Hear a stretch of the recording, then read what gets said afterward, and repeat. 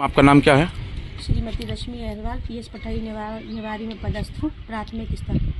या कुछ आपको जानकारी? वो बोल रही थी कि रश्मि मेरे लिए बहुत ज़्यादा बीएलओ का प्रेशर है और मैं ये काम यानी कि दिक्कत में कर पा रही हूँ और मानसिक तौर पे बहुत परेशान थी।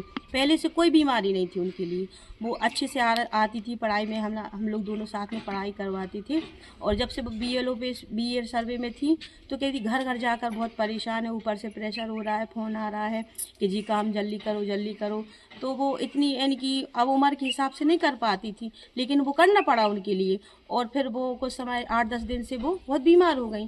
तो सागर भाई उनका लड़का ले गया सागर, तो बोल रहा कि मैडम बहुत ज़्यादा तबीयत ख़राब है, आईसीयू में भर्ती हैं। तो हमने बात की एक दिन, तो कि रश्मि अभी तबीयत ठीक नहीं है, हम बहुत ज़्यादा बीमार हैं, अभी हम भोपाल जा रहे हैं, भोपाल दिखवाने।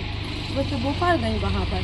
अब फिर हमने बोला कि घर गए हम उनके यहाँ, तो कह रहे मम्मी अभी आई नहीं है, भोपाल ही में है अभी वहाँ पर, और तबीयत बहुत ज़्यादा ख़राब है।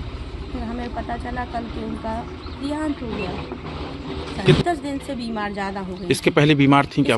इसके पहले तो कभी नहीं ऐसी बीमार हुई। बुखार मुखार तो मामूली कभी कभार आ जाता, सबको आ जाता है। बीएलओ के कारण ये सब हुआ? हाँ, उनका VAR सर्वे में ज़्यादा प्रेशर होने के कारण उनकी ज़्यादा तबीयत खराब हो गई। या आपकी माँ का जो है देहांत हो गया है, किन कारणों से हो गया बताएं?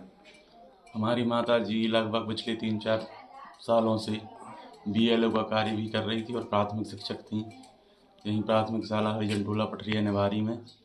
चूँकि उन पे मोबाइल उतना ज़्यादा बनता नहीं था, जो उसमें ऐप वगैरह का कार्य होता है, तो वो उतना ज़्यादा नहीं जानती थी।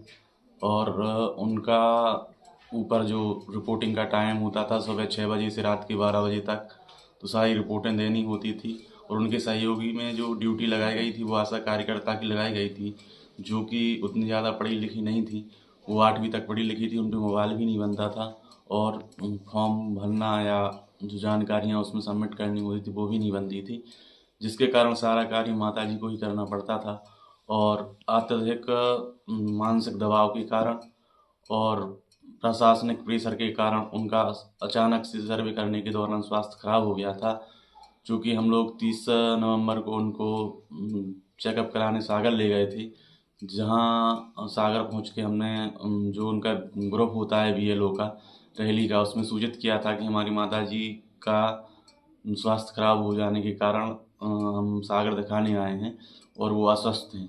इसके बाद ना कोई प्रशासनिक अधिकारियों का कोई रिस्पॉन्स आया और ना ही किसी अधिकारी ने इसको संज्ञान में लिया, और लगातार वो डिप्रेशन में जाती गई और उनकी तबीयत सीरियस होती गई। उसके बाद भी माता जी के मोबाइल पे प्रशासनिक अधिकारियों के फ़ोन आते रहे और भी सर्वे के लिए उनको बोला गया। तो बीच में ये हुआ कि तहसीलदार साहब भी आए थे एक बार, तो उनने भी देखा था कि वो अस्वस्थ हैं और उनको भी सूचित किया था। उसके बाद भी उनकी ही ड्यूटी लगातार लगाई गई और वो मानसिक दबाव के कारण उनको हार्ट अटैक हुआ और उनका निधन हो गया। अधिकारी का फ़ोन आया आपके पास? नहीं, अभी तक किसी अधिकारियों का फ़ोन नहीं आया और ना ही किसी ने इसको संज्ञान में लिया है। आप क्या चाहते हैं? हम यही चाहते हैं कि हमारी माता जी का देहांत हुआ है, उसका प्रमुख कारण बीएलओ का कार्य ही है और मानसिक दबाव है, और प्रशासनिक अधिकारियों की ओर से अभी तक कुछ भी नहीं हुआ है। तो हम यही चाहते हैं कि माता जी के जाने के बाद कुछ ऐसा हो कि हमारे परिवार का भरण पोषण हो सके। और हम कितने लोग हैं लोगों आप को परिवार में? परिवार में हम 2 बहन और 1 भाई हैं और हमारी माता जी थी। अब हम अकेले हैं और हमारी एक छोटी बहन है जिनकी शादी भी नहीं हुई। बीएलओ की महिला की मौत बताई जा रही है काम के जोर में, ये कहाँ तक सही है खबर और क्या पूरा मामला बताएं?